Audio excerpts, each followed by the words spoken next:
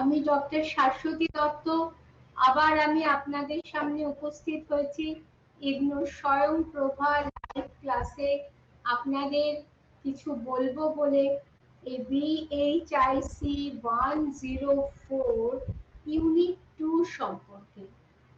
আপনারা স্ক্রিনেই দেখতে পাচ্ছেন যে এই ইউনিটটির বিষয়বস্তু Roman empire economic and social structure, অর্থাৎ রোম সাম্রাজ্যের অর্থনৈতিক ও সামাজিক পরিকাঠামো। এর আগের দিন আমরা রোমান এম্পায়ার পড়েছিলাম, অর্থাৎ রোম সাম্রাজ্য পড়েছিলাম এবং কিভাবে রোম সাম্রাজ্যে রোম নগরীর উদ্ভব হয়েছিল রোমুলাসের নামানুসারে এবং কিভাবে বর্বর আক্রমণে এই রোমের পতন হলো, পশ্চিম রোম সাম্রাজ্যের রাজধানী রোমের পতন হলো ইত্যাদি রাজনৈতিক বিষয়ের উপরই আমরা বিশেষভাবে আমাদের আলোচনাটি সন্নিবেশিত হয়েছিল। কিন্তু আমরা আলোচনা করতে করতে অনেক পেছনে যদি যাই এবং সেখান থেকে যদি বর্তমানে ফিরে আসি, তো সেখানে আপনারা দেখবেন আমি বারে বারে একটি কথা বলেছি, সেটি হলো একটা ন্যাচারাল ল আছে যে একটা সাম্রাজ্যের যেমন উত্থান হয় তেমনি তার পতন হয়, এটা ঐতিহাসিক সত্য। দ্বিতীয়ত হচ্ছে শুধুমাত্র অর্থনীতি বা সামাজিক বিষয়কে নিয়েও যেমন একটা সাম্রাজ্য চলে না, আবার শুধু রাজনীতি নিয়েও সাম্রাজ্য চলে না। বলা যায় একটা সাম্রাজ্যকে উন্নতির শীর্ষে উত্তরণ করতে গেলে ব্যালেন্সড রাজনীতি, অর্থনীতি এবং সামাজিক যে অবস্থান তার একটা উপস্থিতি প্রয়োজন। সেদিনকে গতদিন আমরা দেখেছি যে কিভাবে শক্তিশালী সম্রাটদের অধীনে রোম সাম্রাজ্য ধাপে ধাপে উন্নতি করেছে এবং আমরা সেখানে দেখেছি কিভাবে একটা রাজ্য থেকে প্রজাতন্ত্র, প্রজাতন্ত্র থেকে সাম্রাজ্য এবং সাম্রাজ্য থেকে তার আবার পতন হচ্ছে।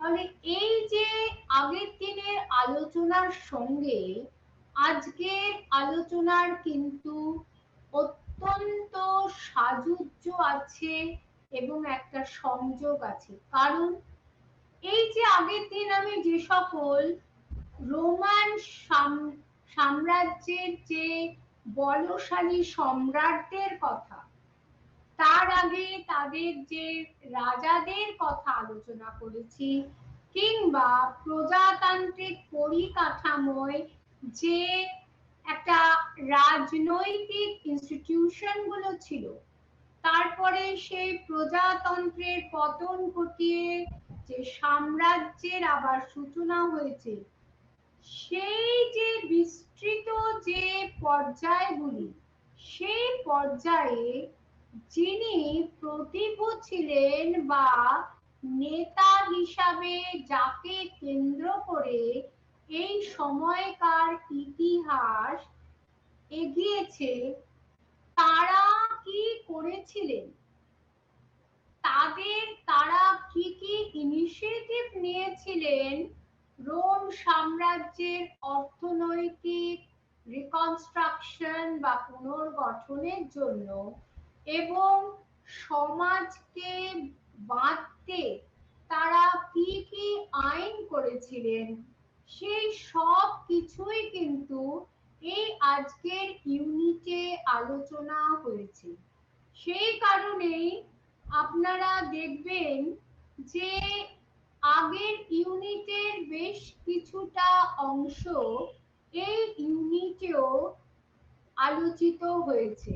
বিশেষত রোম সম্রাট অগাস্টাস, তিনি কি কি নীতি নিয়েছিলেন সেই বিষয়গুলি আগের ইউনিটেও আলোচনা হয়েছে, এই ইউনিটেও আলোচনা হয়েছে। কারণ তার যে ইনিশিয়েটিভ, তার সঙ্গে একটা বিস্তৃত অংশ জুড়ে ছিল সামাজিক নানা রকম ব্যবস্থা এবং অর্থনৈতিক যে স্টেপস গুলি তিনি নিয়েছিলেন। কাজে সেগুলি স্বাভাবিকভাবেই এই ইউনিট 2 বিএইচআইসি 104 ইউনিট 2 আলোচনায় স্থান পেয়েছে। আরেকটি বিষয় প্রথমেই যেটা বলবো সেটি হচ্ছে এই অর্থনীতির আলোচনা করতে গিয়ে আপনারা দেখবেন যে এই অর্থনীতির কয়েকটি স্তম্ভ আছে।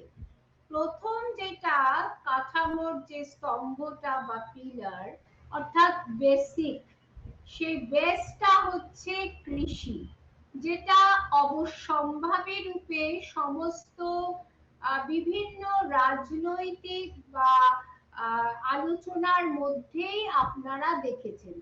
কারণ কৃষি ছাড়া কখনো কোনো রাজ্য বা সাম্রাজ্যের বা সভ্যতার বা সংস্কৃতির উন্নতি হয় না। যখন কৃষি এবং বাণিজ্যর মধ্যে একটা ব্যালেন্সড একটা সম্পর্ক যখন স্থাপিত হয়, তখনই কিন্তু সেই সভ্যতার অগ্রগতি হয়। উইদাউট কৃষিকার্য যেমন বাণিজ্য হয় না, আবার উইদাউট বাণিজ্য কিন্তু কখনো কোনো সভ্যতা বেশি দূর এগোতে পারে না। আরেকটি বিষয় কি না, এই রোমান সাম্রাজ্যের সামাজিক ব্যবস্থায় কৃতদাসদের একটা বিরাট অস্তিত্ব আমরা দেখতে পাচ্ছি। বলা যায় যে এই কৃতদাস প্রথাকে কেন্দ্র করেই রোম সাম্রাজ্যের অর্থনৈতিক ও সামাজিক পরিকাঠামোটি আবর্তিত হয়েছিল। এতখানি গুরুত্বপূর্ণ ছিল সেই স্লেভ সিস্টেম বা কৃতদাস প্রথা। এই কৃতদাস প্রথায় কৃতদাসদের অবস্থা কি ছিল, তারা কতখানি স্থান করে নিয়েছিলেন রোম সাম্রাজ্যের সামাজিক পরিকাঠামোতে, এবং তারা অত্যাচারিত হয়েছিলেন না তারা যথেষ্ট ভাবে সম্মানের আসন পেয়েছিলেন, সেই সব কিছুই কিন্তু এই ইউনিট 2 তে আপনারা দেখতে পাবেন। আরেকটি বিষয় যেটা আগের ইউনিটেও আপনারা পড়েছেন সেটি হচ্ছে রোম সাম্রাজ্যের যে সমাজ, সেই সমাজে ক্লাস ডিস্টিংশন ছিল, অর্থাৎ অভিজাত, সাধারণ, কম বিত্তের মানুষ এবং বিত্তহীন সর্বহারা প্রলেতারিয়েট। এই অভিজাতদের বলা হতো কি পেট্রিশিয়ান, এবং কম বিত্ত সম্পন্ন মানুষ বা সাধারণ মানুষকে বলা হতো প্লেবিয়ান। এই প্লেবিয়ান এবং প্যাট্রিশিয়ানদের দ্বন্দ্ব কিন্তু রোম সাম্রাজ্যের অর্থনৈতিক ও সামাজিক পরিমণ্ডলের মধ্যে একটা বিশেষ প্রভাব বিস্তার করেছিল। এছাড়া আমরা কি দেখব, গ্ল্যাডিয়েটর। এই গ্ল্যাডিয়েটর কারা ছিলেন, তাদের জীবনটা কেমন ছিল, কোথা থেকে তারাও কি কৃতদাস ছিলেন, সেই এই প্রসঙ্গে স্পার্টাকাসের কথা, স্পার্টাকাস কিভাবে কৃতদাস বিদ্রোহের নেতৃত্ব দিয়েছিলেন, সেই সব আলোচনাও এখানে রয়েছে। এছাড়া স্থাপত্য ভাস্কর্যকে নিয়েও একটি ছোট আলোচনা এখানে এই আপনাদের এই ইউনিটে করা হয়েছে। এইভাবে অর্থনৈতিক, দেখুন আপনাদের এখানে আপনাদের মনে হতে পারে তাহলে এখানে সাংস্কৃতিক পরিকাঠামোটা কেন দিল না। শুধু অর্থনৈতিক ও সামাজিক পরিকাঠামো কেন বলছে?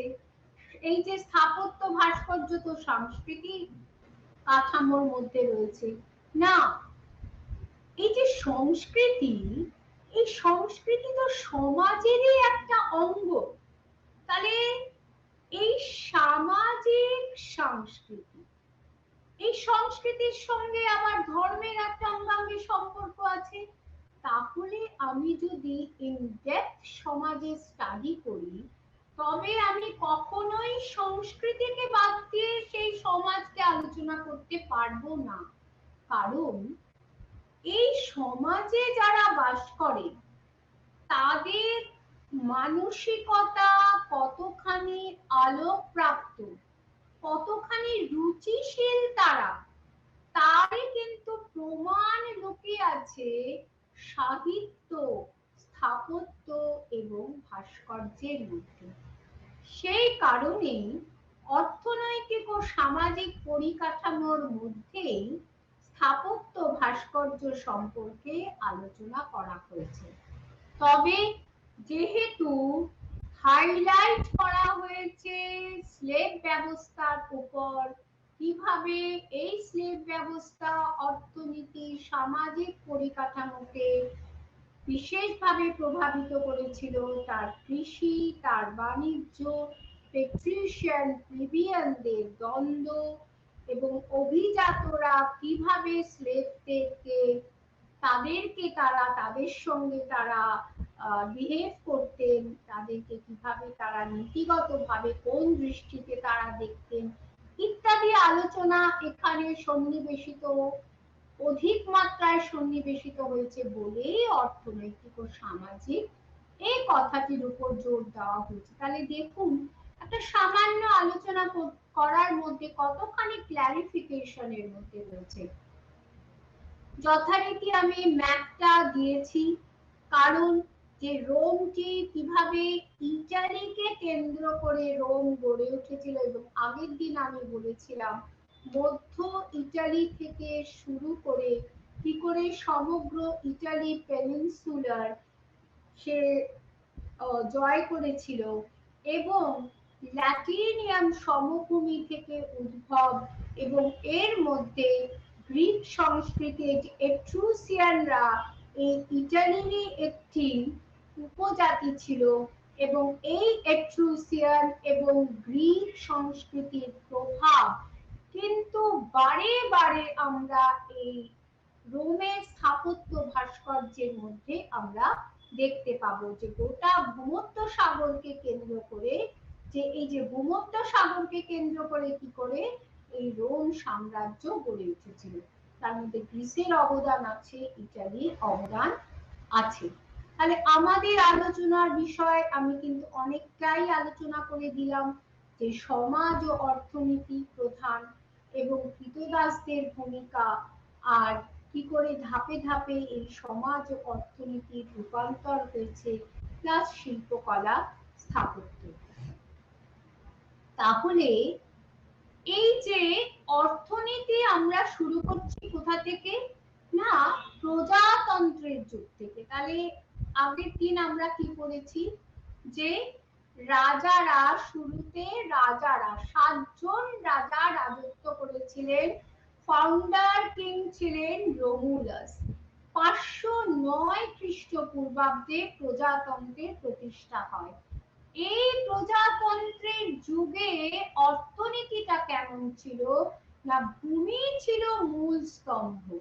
এটা যে কোনো সভ্যতাতেই আমরা কিন্তু দেখতে পাই, ভূমি হচ্ছে তাদের প্রত্যেকটা সভ্যতাতেই ভূমি একটা মূল স্তম্ভ থাকে। ভূমি অর্থ সেই ভূমিকে কেন্দ্র করে চাষবাস হচ্ছে, পশুপালন হচ্ছে, সেই জন্য এই ভূমি, এবং এই ভূমিকে কেন্দ্র করে ছোট বড় মাপের যে ভূমাধিকারী বা জমিদারের উত্থান হচ্ছে, তারা কিভাবে রাজনীতিকে এবং অর্থনীতিকে প্রভাবিত করছে, সমাজকে প্রভাবিত করছে, সেটি কিন্তু দেখার বিষয়।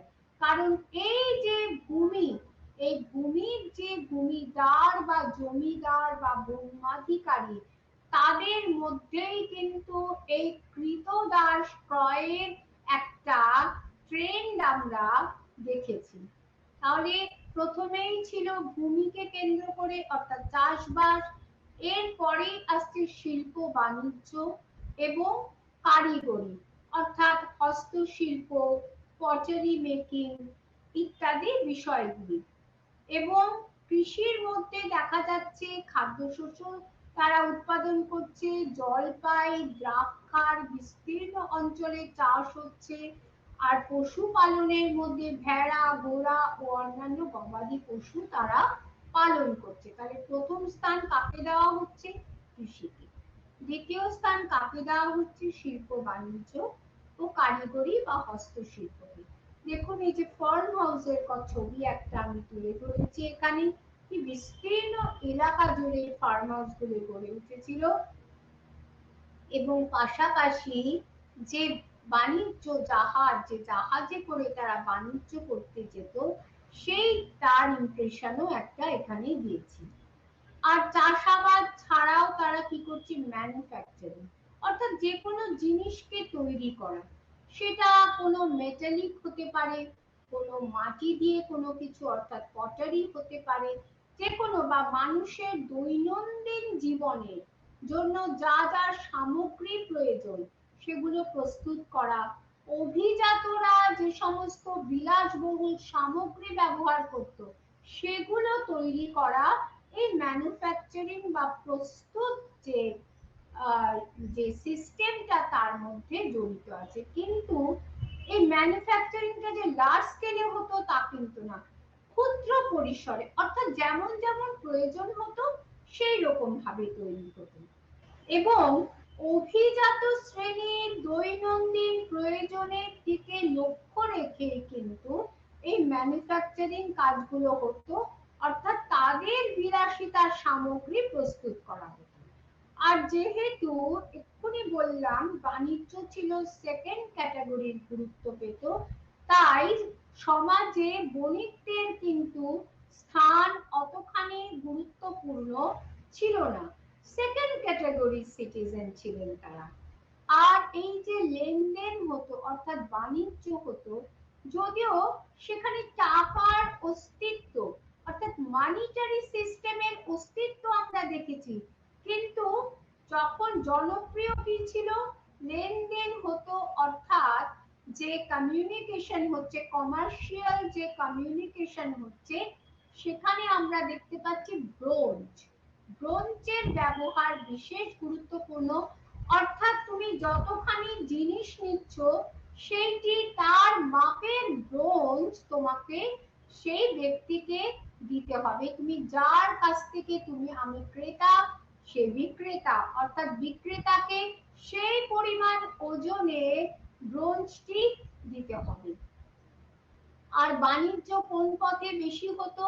না সড়ক পথে নানান সমস্যা ছিল, অত ভালো ছিল না, এবং সড়কটা ব্যবহার করত বেশিরভাগ যে সামরিক বাহিনী, তাই জলপথে ভূমধ্য সাগরীয় অঞ্চলে ব্যবসা বাণিজ্য হতো, কারণ জলপথে ব্যবসা বাণিজ্যটা অনেকটা চিপার ছিল, কম খরচে ব্যবসা বাণিজ্য হতো।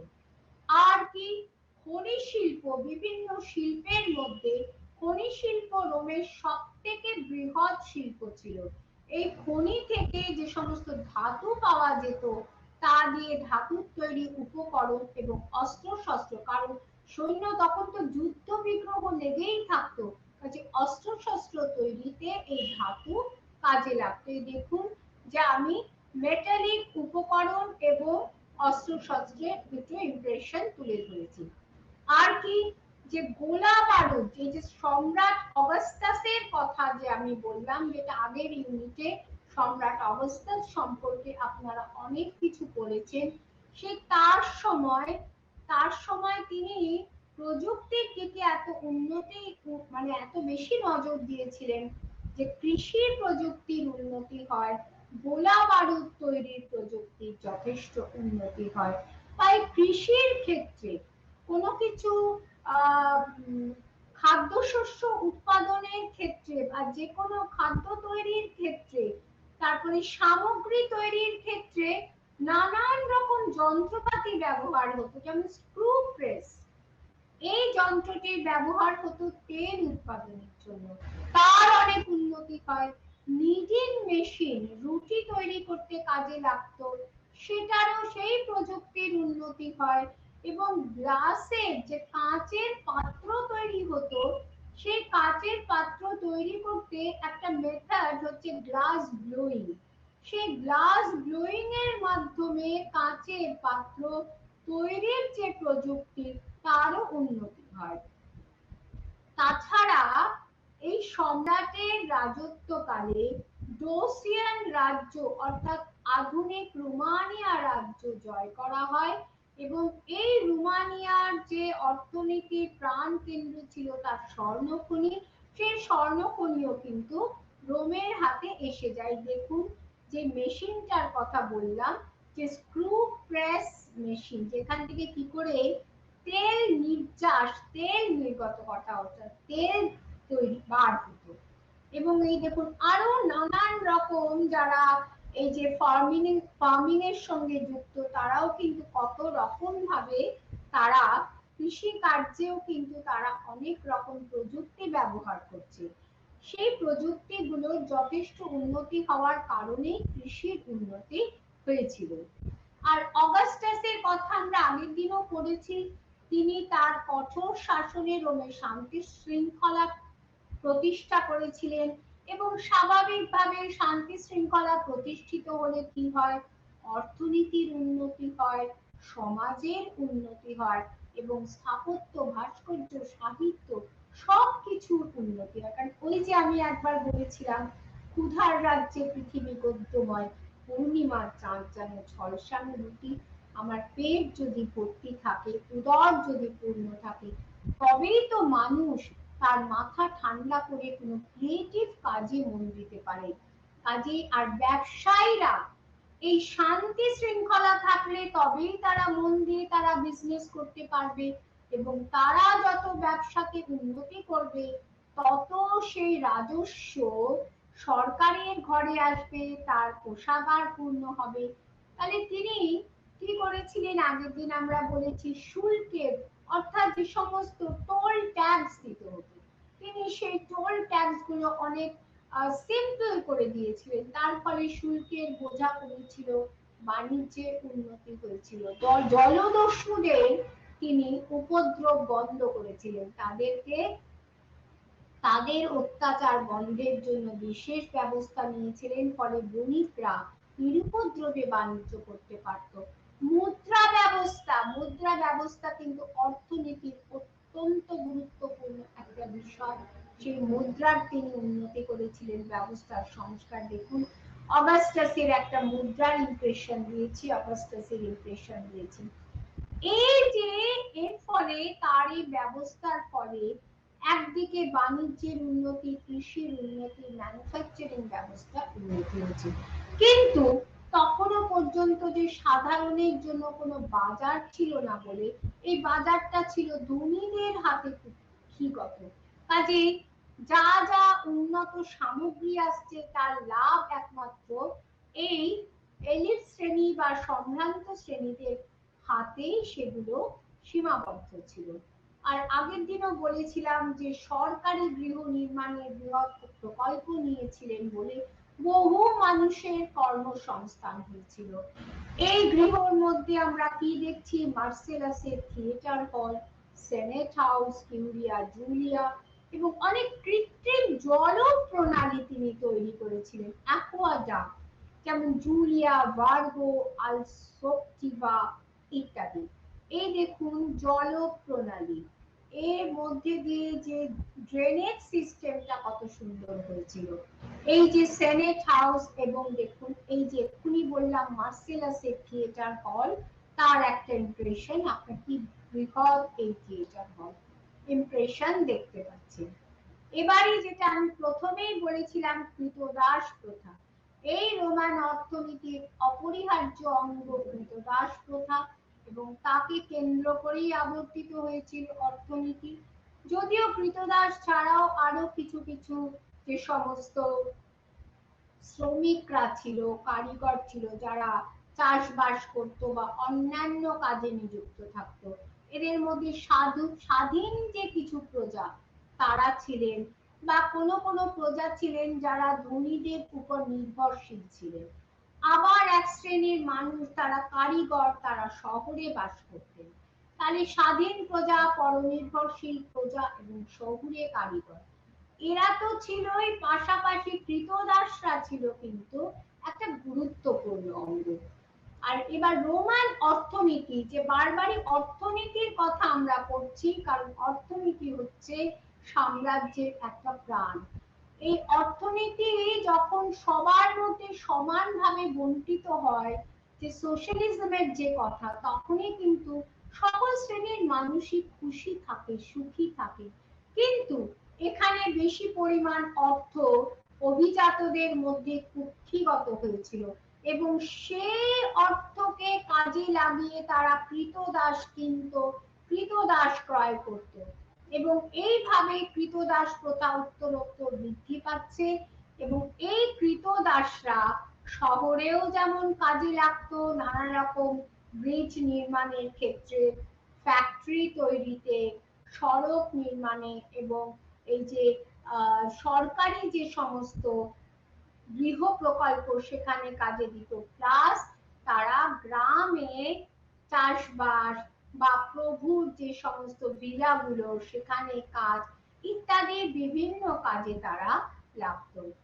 এবং এই যে কৃতদাস প্রথার মাধ্যমে কৃতদাসকে কাজে লাগিয়ে তারা প্রভূত অর্থের অধিকারী হয়েছিল।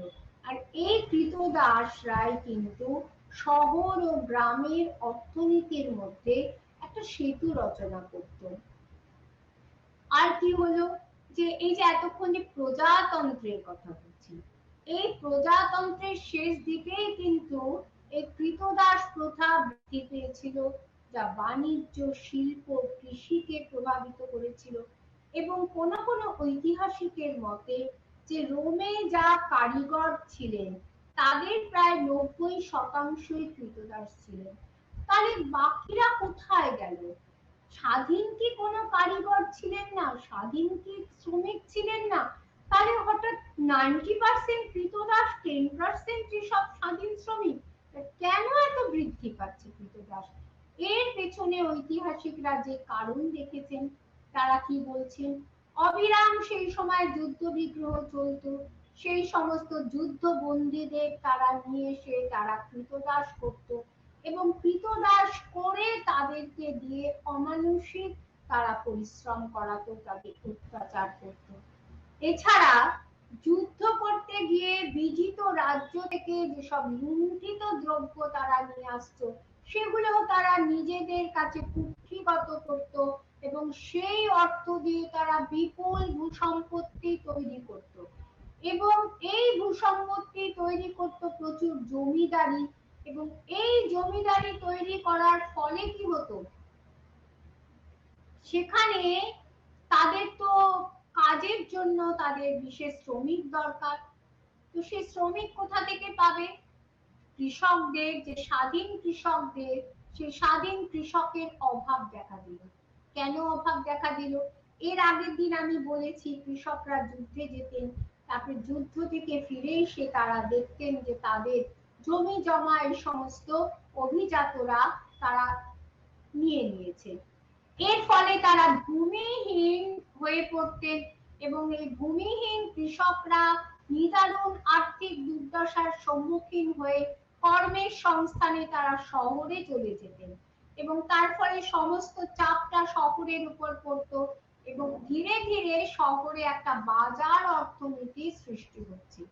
তাহলে এর ফলে কি হচ্ছে, যে রোমে এই সব নানান কারণে খেতে কাজ করার মজুরের অভাব দেখা যাচ্ছে, শ্রমিকের অভাব দেখা যাচ্ছে। আরেকটি বিষয় হচ্ছে যে আগে রোমে একটা নিয়ম কি ছিল, অত্যন্ত অনৈতিক নিয়ম, যে যারা ঋণ দিতে পারতো না, অনেকে ব্যক্তিগত জামিনে ঋণ নিত, এবং ঋণ দিতে না পারলে সে এবং তার পুত্র সবাই কৃতদাস হয়ে যেত।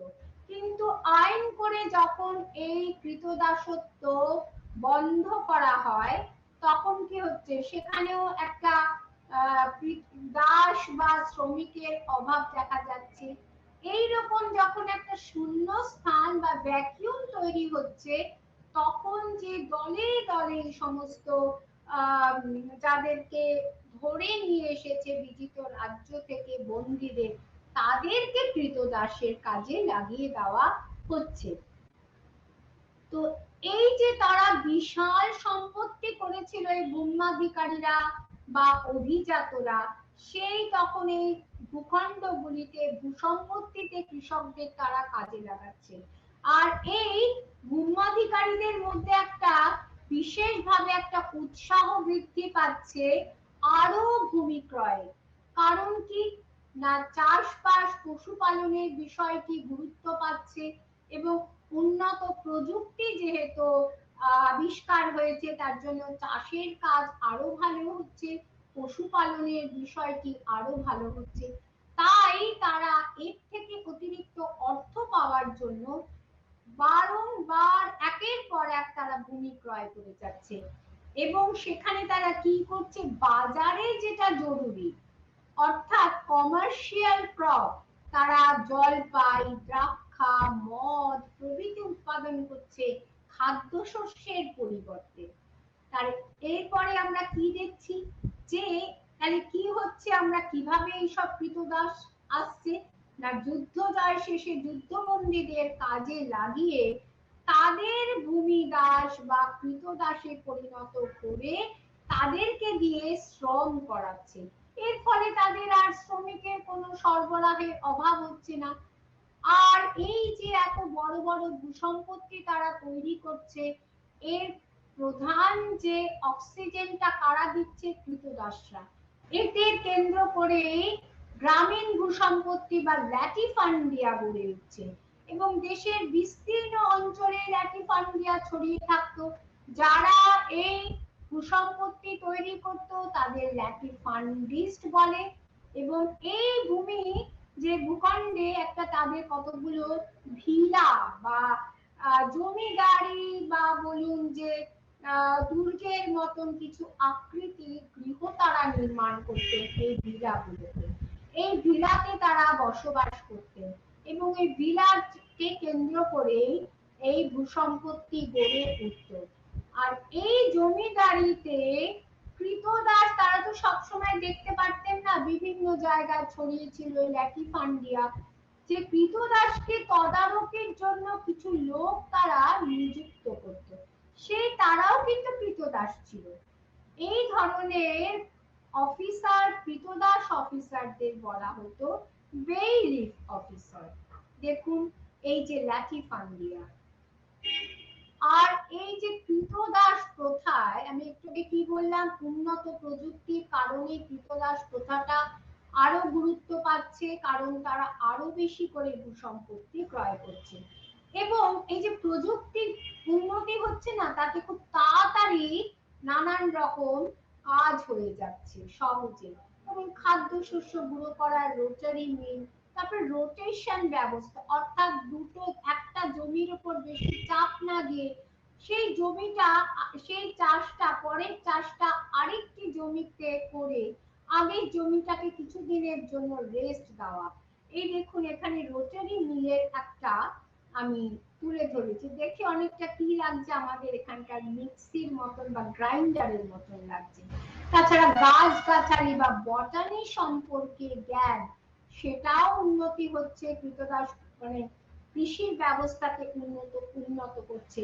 বা জমিতে যে জল নিষ্কাশন কি করে করে আরো বেশি করে সেই জমিতে চাষের উপযুক্ত করা যায়, এর ফলে এই সমস্ত নানান বিষয়গুলি কাজে লাগিয়ে তারা কৃষির উন্নতি করছে এবং আরো বেশি কৃতদাসকে তারা কাজে লাগাচ্ছে।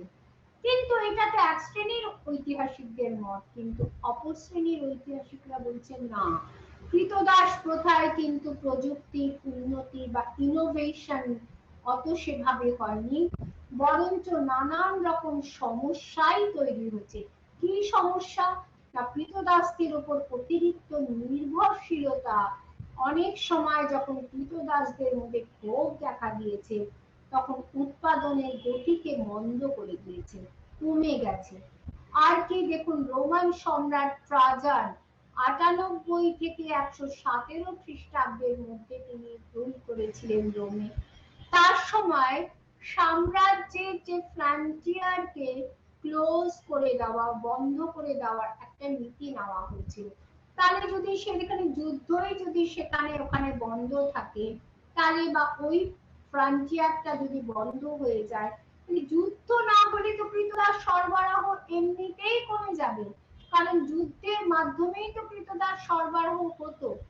এবার কি হচ্ছে, বিরাট বিরাট ভূসম্পত্তি কিনেছে, এদিকে সরবরাহ বন্ধ হয়ে যাচ্ছে, তখন কৃতদাসের সংখ্যা কমে যাচ্ছে, ফলে কৃতদাসের মূল্য বৃদ্ধি পাচ্ছে। এই মূল্য দেওয়া সব ভূমাধিকারীর পক্ষে সম্ভব হচ্ছে না। তাদের মধ্যে তখন কি আশঙ্কা তৈরি হচ্ছে যে কৃতদাস তো অস্থায়ী সম্পদ, আজকে কিনবো কালকে সে মারা যাবে, তখন আমার এই টাকাটা তো কোনো কাজে লাগবে না। তো সেই জন্য এই অস্থায়ী সম্পদে অর্থ ব্যয় করতে তাদের মধ্যে অনীহা দেখা গেল। তাছাড়া প্রাকৃতিক কারণ অর্থাৎ রিপ্রোডাকশন, কৃতদাসের মধ্যে রিপ্রোডাকশন হতো না বলে নানান রকম অস্বাস্থ্যকর পরিবেশে তারা বাস করত।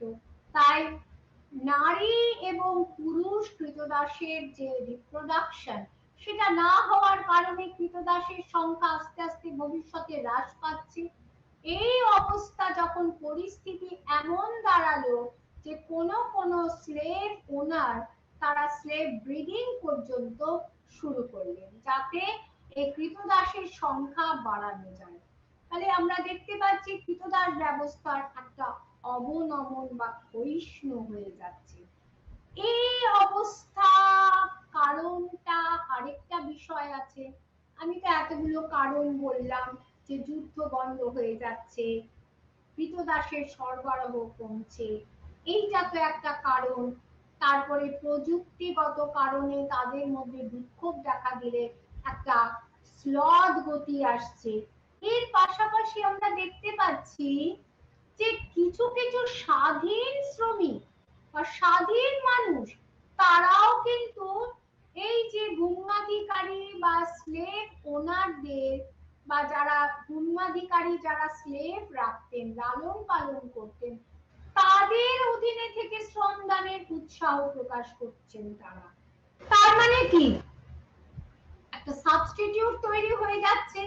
আগে যে কাজটা কৃতদাস করতেন, এখন যদি আমি নিজে থেকে বলি যে আমি আপনার কৃতদাসের মতন সে কাজটা করে দেব, তখন কি হচ্ছে, তখন সে একটা প্যারালাল একটা রিসোর্স তৈরি হয়ে যাচ্ছে। এবারে কৃতদাসের যখন নানান সমস্যা দেখা যাচ্ছে, তখন সেই স্লেভ ওনাররা কি ঠিক করলেন যে না বাবা, আমরা ডাইরেক্ট আর এই কৃতদাস লালনের দায়িত্ব না নিয়ে ওদেরকে আমরা করব কি, বলবো যে তোমাদের আমরা কিছু জমি দিলাম, তোমরা সেখানে চাষ করো এবং সেখানে তোমরা এই চাষের ফলে যে অতিরিক্ত যে ফসল হবে সেটা তোমরা আমাদেরকে দেবে। অর্থাৎ সে অতিরিক্ত ফসল তারা সে কৃতদাসরা তাদের প্রভুদেরকে দিত। তাহলে এখানেও একটা পরিবর্তন লক্ষ্য করা যাচ্ছে। আর কি, যে এই যে একটু আগে বললাম যে যারা স্বাধীন, যারা কৃষক, স্বাধীন যারা শ্রমিক, তারাও উৎসাহিত হচ্ছে ভূমাধিকারীদের অধীনে কাজ করার জন্য। তাহলে তাদের জমিগুলো এই সমস্ত ভূমাধিকারীদের অধীনে চলে আসছে। পাশাপাশি আমরা দেখছি যে আগের দিনও করেছিলাম, আজও বলেছি, আমি উল্লেখ করেছি, যেসব কৃষক যুদ্ধ করতে গিয়ে যাদের মৃত্যু হচ্ছে, তাদের জমিও তারা জোর করে তারা নিয়ে নিচ্ছে। এর ফলে নানান ভাবে তাদের জমি বেড়ে যাচ্ছে ভূমাধিকারীদের। আর কৃষকরা কেন বাধ্য হচ্ছে, তাদের আগের মতন তাদের কেউ কেউ কোনো কৃষক ভূমিহীন হয়ে যাচ্ছে, তখন তারা কি করছে, প্লাস এদিকে সরকার অর্থাৎ সম্রাটের পক্ষ থেকে আমরা কি দেখছি, অনেকবার সরকারের পক্ষ থেকে যে রাজস্ব সংগ্রহে কড়াকড়ি করা হচ্ছে। এবং অনেক বাড়ি দেখেন না এখন বিক্রি করে দিচ্ছে, কারণ ট্যাক্স দিতে পারছে না। তো সেই সময়ও সরকার যখন রাজস্ব সংগ্রহে কড়াকড়ি করছে বা সেনা দলে বাধ্যতামূলক যোগদানের বিষয়টি বা অর্থনৈতিক ও রাজনৈতিক অনিশ্চয়তা, বারংবার সেখানে আক্রমণ হচ্ছে, বিদেশি বিদেশি যে সমস্ত উপজাতিরা তারা আক্রমণ করছে, এই যে অর্থনৈতিক ও রাজনৈতিক অনিশ্চয়তা, তার থেকে বাঁচতে তারা জমিদারদের কাছে আশ্রয় নিচ্ছে এবং কলোনি বা প্রজা কৃষকে পরিণত হচ্ছে। এই ব্যবস্থাকে কলোনেট ব্যবস্থা বলা হচ্ছে। তাহলে আমরা কি দেখলাম যে এই কলোনের ব্যবস্থার অধীনে এই কলোনি বা স্বাধীন কৃষক যারা নিজেদের স্বাধীনতাকে বিসর্জন দিয়ে জমিদারদের কাছে আশ্রয় নিচ্ছে। নানান কারণ থাকতে পারে, রাজস্ব সংগ্রহে কড়াকড়ি, অর্থনৈতিক রাজনৈতিক অনিশ্চয়তা বা সেনা দলে বাধ্যতামূলক যোগদানের ভয় ইত্যাদি থেকে বাঁচতে তারা এই জমিদারদের কাছে আশ্রয় নিচ্ছে। মানে এরাই তো কালক্রমে কৃতদাসদের একটা প্যারালাল রিসোর্স তৈরি হয়ে যাচ্ছে শ্রমিক হিসাবে, কৃষিতে কাজ করার জন্য, ফ্যাক্টরিতে কাজ করার জন্য, বিভিন্ন রকমের কাজ তাদেরকে দিয়ে করানো হতো। মানে কিন্তু রোমান অর্থনীতি, তার যে বারংবার বিদেশি আক্রমণ হচ্ছে, বিদেশি আক্রমণটা কি না, এই যে ভ্যান্ডালস, ভিজিগথস, অস্ট্রোগথস, যে নানান যে বর্বরদের আক্রমণে অর্থনীতির অবনতি হচ্ছে, ব্যবসা বাণিজ্যে মন্দা আসছে এবং মহামারী হচ্ছে। সম্রাটরা যুদ্ধ বিগ্রহে এত ব্যস্ত ছিলেন যে জনহিতকর কার্যে তারা নিজেদের নিয়োজিত করতে পারছিলেন না এবং এই যুদ্ধ চালাতে গিয়ে যে অতিরিক্ত খরচা, সেটা তারা কিভাবে তুলতেন না প্রজাদের উপর অতিরিক্ত করের বোঝা চাপিয়ে। এবং এই অবস্থাতে অনেক কৃষক শহর ত্যাগ করে তারা জমিদারদের আশ্রয়ে গ্রামে চলে যায়। এর ফলে কি হচ্ছে, যখনই একটা মাইগ্রেশন হলো, কোথায় জমিদারি থেকে বা নগর মানে গ্রাম থেকে শহরে যাবে না, বাধ্য হলো তারা যে নগর থেকে গ্রামে যেতে। এটা একটা উল্টো পুরাণ হয়ে গেল, কারণ মানুষ কখন নগর ত্যাগ করে মফস্বলে যায়, যখন তার একটা আর্থিক কোনো অনটন, যখন এমার্জেন্সি হয় বা কোনো কেউ আক্রান্ত হয়। যেমন আমরা শুনেছি যখন কলকাতায় যে জাপানি যে বোমার ভয়ে বহু মানুষ সেই দ্বিতীয় বিশ্বযুদ্ধের সময় তারা কলকাতা শহর, নিজের ঘর বাড়ি সমস্ত ছেড়ে তারা অন্যত্র চলে গিয়েছিলেন। তো এইরকম এমার্জেন্সি, তার মানে কৃষকদের ক্ষেত্রেও একটা এমার্জেন্সি হচ্ছে, তার জন্য তারা নিজেদের বাঁচাতে জমিদারদের আশ্রয় চলে যাচ্ছে। এবার সমাজের কথা বলি, যেটা আগের দিন আমরা বলেছি, পেট্রিশিয়ান, প্লেবিয়ান, এই দুটো ভাগ ছিল। পেট্রিশিয়ানরা অভিজাত, প্লেবিয়ানরা বিত্তহীন সাধারণ মানুষ, কম বিত্তের সাধারণ মানুষ।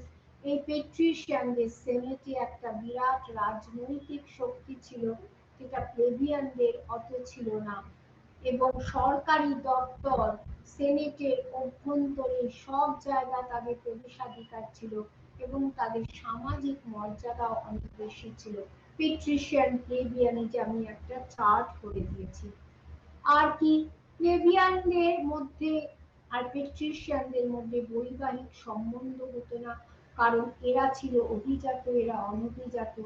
কিন্তু যখন পেট্রিশিয়ানদের সমকক্ষ হতে চাইল প্লেবিয়ানরা, তখনই একটা সংগ্রামের সূচনা হলো। যদিও 287 খ্রিস্টপূর্বাব্দে একটা আইন করে যখন উভয় যে ক্লাসকে, শ্রেণীকে যখন সমমর্যাদা দেওয়া হলো, তখন কিন্তু এই সংগ্রামে একটা জবনিকা পাত ঘটল এবং তখন প্লেবিয়ানরা বেশ কিছু রাজনৈতিক অধিকার আদায় করে নিতে পেরেছিলেন। যেমন তারা নিজেদের জন্য একটা দপ্তর তৈরি করে নিতে পেরেছিলেন, যেখানে তাদের কেবল তাদেরই প্রবেশাধিকার ছিল। ট্রিবিউন অফ দি প্লেবস, এই ট্রিবিউন অফ দি প্লেবস এর কাজ ছিল পেট্রিশিয়ান ম্যাজিস্ট্রেটের হাত থেকে একজন প্লেবিয়ানকে রক্ষা করা। তাছাড়া এই ম্যাজিস্ট্রেটরা যা আইন আনবে সেটা যদি প্লেবিয়ানদের মনোমত না হতো তারা ভেটো দিতে পারত। তারপরে ধীরে ধীরে যখন সমাজের এই রকম নানান পরিবর্তন হচ্ছে, প্লেবিয়ানদের মধ্য থেকে একজন কনসাল নির্বাচিত হতো। তো এই কনসালকে বলা হতো নোভাস হোমো বা নতুন মানুষ। পরবর্তীকালে দুজন কনসাল, এই একজন কনসালের জায়গায় দুজন কনসাল নির্বাচিত হতো প্লেবিয়ানদের থেকে। আর 12 টেবিল আইনের দ্বারা পেট্রিশিয়ানরা যে নানান রকম অন্যায়ভাবে আইনকে প্রয়োগ করত সেটা বন্ধ করা হলো। আর কি, যে একটু আগে আমি ঋণ যে অনাদায়ে রোমের নাগরিকরা কৃতদাসে পরিণত হলো, এই নিষ্ঠুর এই নিষ্ঠুর প্রথাও কিন্তু আইন করে বন্ধ করা হলো। আরো কতকগুলি বিশেষ গুরুত্বপূর্ণ আইন, প্রগতিশীল আইন করা হয়েছিল। তার মধ্যে লেগেস লিসিনা সেক্সটিয়া, এর দ্বারা কি করা হলো, এইটার পাবলিকাস বা যেসব জমিতে ব্যক্তিগত মালিকানা ছিল তার দখলি সত্ত্ব যে খুশি নিয়ে নেবে, একজন ভূমাধিকারীরা সেটা নিয়ে নেবে যার অনেক ভূমি, তা নয়, সেটা নিয়ন্ত্রণের ব্যবস্থা করা হলো। জুস কন্নুবি, অর্থাৎ পেট্রিশিয়ান ও প্লেবিয়ানদের মধ্যে বিবাহ স্বীকৃত হলো। লেক্স আগুলনা, এই আইনের দ্বারা একজন প্লেবিয়ান পুরোহিত হতে পারতেন এবং দুজন কনসালি প্লেবিয়ান থেকে নির্বাচনের ব্যবস্থা করা হয়। আর কি, সরকার কর্তৃক কনসিলিয়াম প্লেবিয়াসের সিদ্ধান্ত, অর্থাৎ তুমি প্লেবিয়ান গোষ্ঠীর কাজে তোমার আইনকে আমরা মানব না, সেটা নাকচ করে দেব, সেইটা বাধ্যতামূলক করা হলো। এবং এই কনসিলিয়াম নিজেদের ট্রিবিউন বা আধিকারিক নিযুক্ত করতে পারত। এই ট্রিবিউন কি করতেন, তারা ম্যাজিস্ট্রেটের কাজের বিরুদ্ধে ভেটো দানের অধিকারও প্রাপ্ত হয়েছিল। তাহলে অগাস্টাসের দক্ষ শাসন, এটাকে প্যাক্স রোমানা বলে। তিনি সেনেটকে যথেষ্ট ক্ষমতা দিয়েছিলেন, ইটালি ও প্রদেশের অর্ধাংশ নিয়ন্ত্রণের ব্যবস্থা দেন, তাদের পরামর্শ নিতেন। কিন্তু আস্তে আস্তে কি হলো, যে এই সেনেটের ক্ষমতা কমে গেল আর আমলাতন্ত্রের উদ্ভব হয়েছিল তার সময়, এবং এই নতুন আমলাদের প্রভাবে অভিজাতদের ক্ষমতা হ্রাস হয় আর বাধ্যতামূলক যে সেনাবাহিনীতে যোগদানের নীতি বন্ধ হয়। দরিদ্রদের জন্য তিনি খাদ্য বিতরণের ব্যবস্থা করেছিলেন। সরকারি প্রকল্পের ফলে বহু মানুষ কাজ পেয়েছিলেন। প্রশিক্ষিত সেনাবাহিনী করেছিলেন। এই সেনাবাহিনীকে তিনি ভূমি দান করেছিলেন। আর সমাজে তিনি কতগুলো ভাগ করেছিলেন। সেনেটার্স বা অনেস্টোরিয়রিস, এরা হচ্ছে ওপর ক্যাটাগরি। ইকুয়েস্ট্রিয়ান বা যারা ক্যাভেলরির সঙ্গে যুক্ত। সমাজে নিম্ন শ্রেণীকে বলা হতো হিউনিওর্স। এই অনেস্টিওরাসরা তারা অনেক ক্ষমতা ভোগ করতেন, তারা অনেক বেশি অপরাধ করেও হালকা সাজা হতো তাদের, এবং সম্রাটের কাছে যে কোনো বিষয়ে আবেদন নিবেদন করতে পারত। তাহলে এর ফলে কি হলো, যে নিম্ন শ্রেণীর মানুষ কোনোদিনই উচ্চ শ্রেণীতে ভুক্ত হতে পারতো না, সেই দরজাটা যেন বন্ধ হয়ে যাচ্ছে। তবে আমরা দেখতে পাচ্ছি যখন একটা প্রাদেশিকতা, অর্থাৎ সমগ্র সাম্রাজ্য জুড়ে ক্ষমতাগুলোকে ছড়িয়ে দেওয়া হচ্ছে, তখন সেন্ট্রালে যে অভিজাতরা ছিল, যে কেন্দ্রবিন্দুতে, তাদের ক্ষমতা কমে গিয়ে প্রাদেশিক সম্ভ্রান্তদের ক্ষমতা কমছে। কিন্তু তার ফলে কি হচ্ছে, শ্রেণীভেদ কিন্তু বাড়ছে, সেই উচ্চবিত্ত নিম্নবিত্ত। উচ্চবিত্তের মানুষরা ডোমুস বলে একটা বেশ লাক্সারিয়াস একটা গৃহে থাকতো, আর দরিদ্র মানুষরা ছোট ছোট ঘরে বিভক্ত অ্যাপার্টমেন্টে থাকতো, যাকে নিসুল্লা বলা হয়। আর কি আমরা দেখতে পাচ্ছি, যে ক্লায়েন্টের ব্যবস্থার উদ্ভব কিন্তু অভিজাতদের ক্ষমতা বাড়াচ্ছে। এই ক্লায়েন্টেলে আমরা দেখতে পাচ্ছি মানুষ স্বেচ্ছায় তারা অভিজাতদের অধীনে যাচ্ছে এবং তাদের হয়ে তারা ভোট দিচ্ছে। আর এই যে রোমান আইনে ক্রীতদাসরা, তারা ছিল সম্পত্তির নামান্তর, তাদের নানান অত্যাচার করা হতো, নিজেদের সম্পত্তি তারা রাখতে পারতো না। তবে এদের মধ্যে কেউ কেউ অর্থ উপার্জন করে তারা অর্থের বিনিময়ে স্বাধীন জীবন গ্রহণ করতে পারত, সেই ক্রীতদাসত্ব থেকে মুক্ত, একে ম্যানুমেশন বলে। আর এই যে ম্যানুমেশন যাদের হচ্ছে, সেই শ্রেণীর ক্রীতদাসদের লিবার্টিনি বলা হতো। এবং তাদের এই লিবার্টিনিদের যে পূর্বতন ক্রীতদাস প্রভুরা, তারা তার পৃষ্ঠপোষকে পরিণত হতেন, কিন্তু কোনো সরকারি বিষয়ে যোগদানের অধিকার তাদের থাকতো না। আর গৃহস্থ পরিবারে যেসব ইয়েরা থাকতেন ক্রীতদাসরা, তাদের কিন্তু অনেক অবস্থাটা ভালো ছিল। তারা নানান কাজে, চুল কাটা, কেশ পরিচর্যা, শিশুদের দেখাশোনা, এমনকি শিক্ষকের কাজ, হিসাব রক্ষকের কাজও তারা করতেন। এই জাতীয় দাসরা কতগুলো ভাগে বিভক্ত ছিল। প্রকিউরেটর যারা গৃহের বাইরের কাজ করত, এক্সট্রিয়েন্সিস যারা ভেতরের কাজ, ডিসপেন্সেটর ভাড়ার ঘর দেখত, সাইলেনিয়ারিয়াস যারা ক্রীতদাসদের সংযম কিভাবে থাকবে সেটা দেখত। আর খামারে যে দাসরা কাজ করত, তাদের দেখভাল করত ভিনিসিয়াস নামে এক শ্রেণীর কর্মচারী। আর যারা সরকারের ডাইরেক্ট অধীনে থাকতো ক্রীতদাসরা, তারা নানা রকম সড়ক তৈরি, মন্দির স্নানাগার নির্মাণ, উৎসব অনুষ্ঠানে কাজ, ম্যাজিস্ট্রেটের দপ্তরে কাজ এবং হিসাব রক্ষক সচিবের কাজ দেখতেন। এবং তারা বেকারির কাজও করতেন, কিন্তু নারী দাসদের অনেক সময় দেহোপজীবনীর কাজও করতে হতো। আবার এক শ্রেণীর ক্রীতদাস ছিলেন যারা খনিতে কাজ করতেন, তাদের অবস্থা খুব খারাপ ছিল। শাস্তি স্বরূপ তাদেরকে এই খনিতে কাজ দেওয়া হতো। আর শিল্পক্ষেত্রে নিযুক্ত দাসরা ল্যাটিফান্ডিয়া কারখানাতেও কাজ করতেন। আবার যারা অর্থ ঋণ পাওয়ার জন্য কোনো কোনো মুক্ত মানুষ দাস হিসাবে নিজেদের জামিন রাখত, সেই তাদেরকে বলা হতো নেক্সাস, যদিও এই ব্যবস্থার অবসান ঘটানো হয়েছিল পরে। আরেক শ্রেণীর ক্রীতদাস ছিলেন যারা সৈনিক থেকে ক্রীতদাস হয়েছিলেন, যুদ্ধবন্দী থেকে। এদেরকে বলা হতো গ্ল্যাডিয়েটর। এই গ্ল্যাডিয়াস বা সোর্ড থেকে এই কথাটা এসেছে। এরা সুদক্ষ যোদ্ধা ছিলেন এবং অ্যারেনাতে নেমে তারা বিপক্ষ গ্ল্যাডিয়েটরের বিরুদ্ধে তারা যুদ্ধ করতেন এবং বন্য পশু ভয়ঙ্কর অপরাধীদের বিরুদ্ধেও তাদেরকে ঝাঁপিয়ে পড়তে হতো। কিন্তু এরা ছিল সমাজে ঘৃণার পাত্র।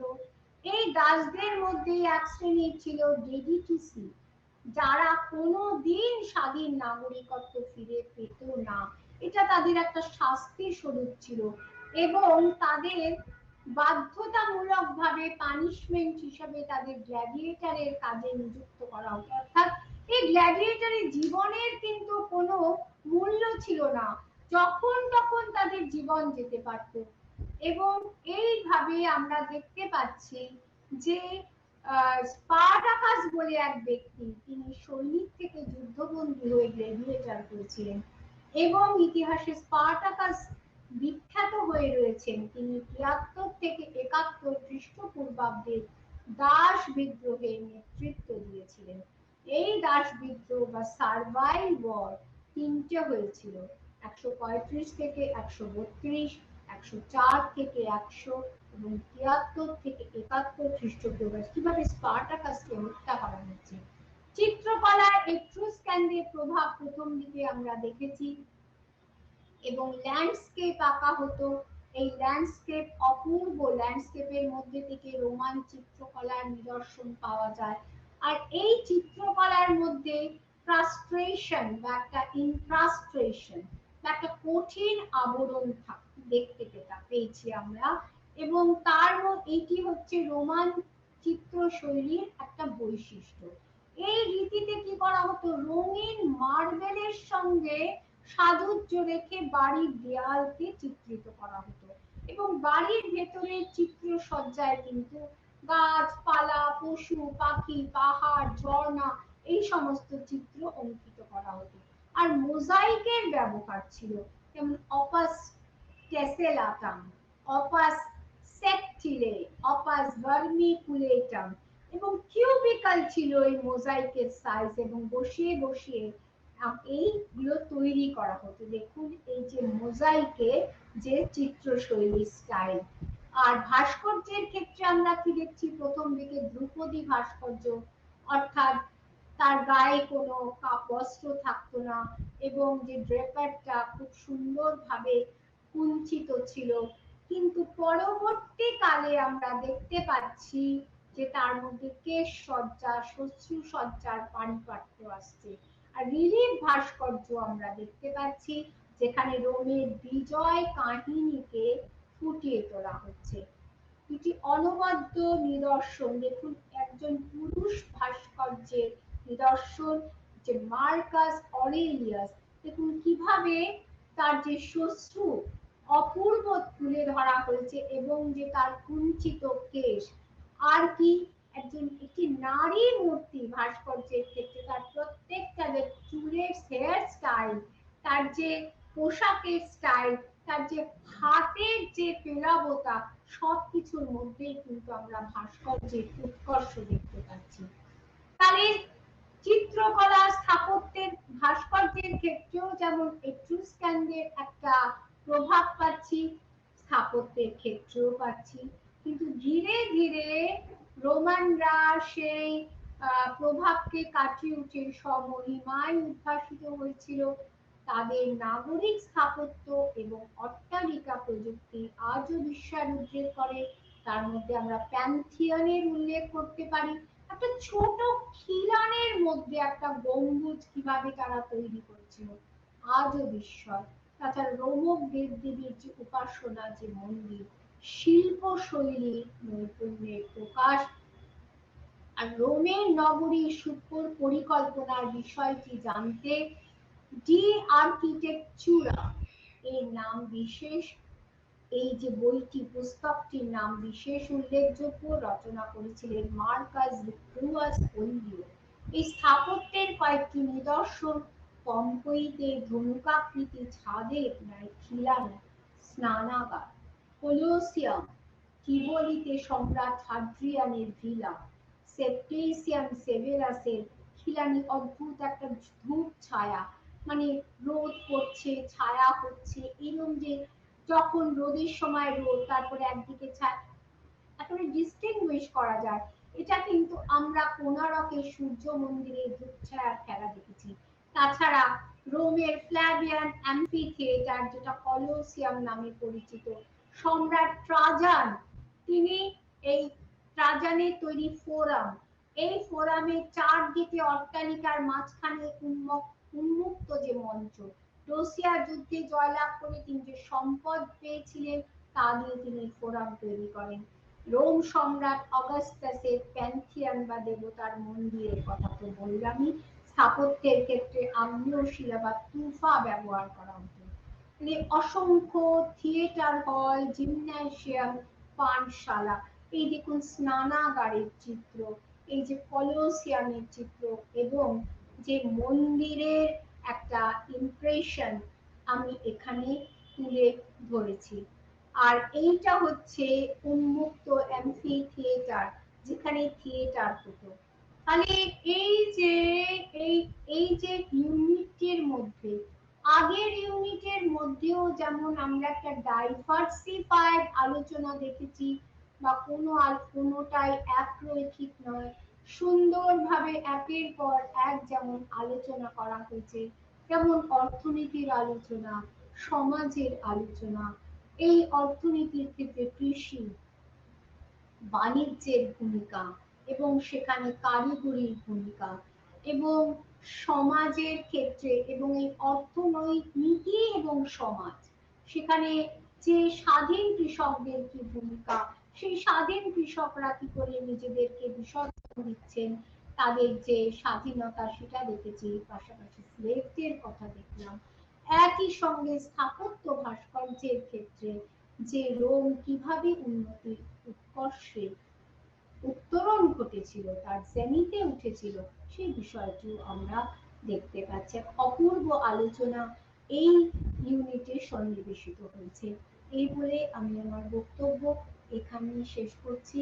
সবাইকে আমার নমস্কার এবং আগামী শারদীয়ার শুভেচ্ছা জানাচ্ছি।